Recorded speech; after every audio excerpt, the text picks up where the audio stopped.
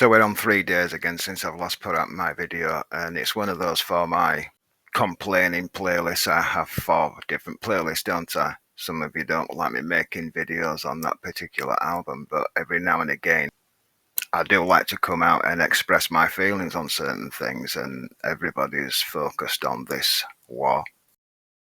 And we see that Ukraine has come out and they've committed another atrocity, another terrorist act, which is ignored by the West, especially the United States and the Western media, which their job for the moment is to convince the people that it's a legitimate target of war, that somehow it's supplying part of the Russian army weapons and anything for the war effort, which is just absolute crap.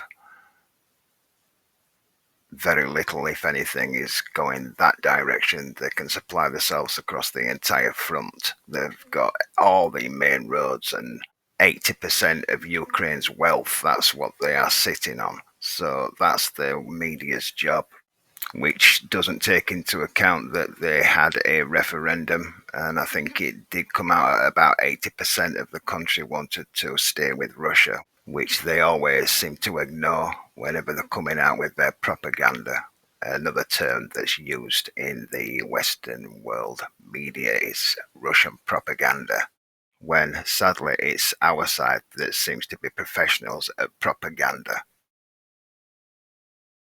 Anyway, they've just had the NATO summit in Vilna there, which they were expecting to pick up on some kind of progress on the Ukrainian front, when there's been no movement whatsoever. If Russia wanted to push, they could, but they had just consolidated their lines on the territory that they needed, which was to shut down Crimea and relieve the Donbass area.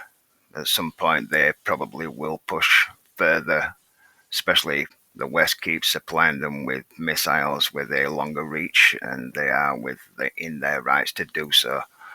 At this point, I just cannot stand Ukraine, which makes me some far-right Nazi when it's the Ukrainians that are Stefan Bandera Nazis, which they don't never seem to want to research up on. In fact, I've just seen that Ukrainian media's come out trying to propagandize the rest of the world, saying that Stefan Bandera was some kind of saint. I suppose they've got nothing else to go on, so they have to bend the truth to impossible levels like that.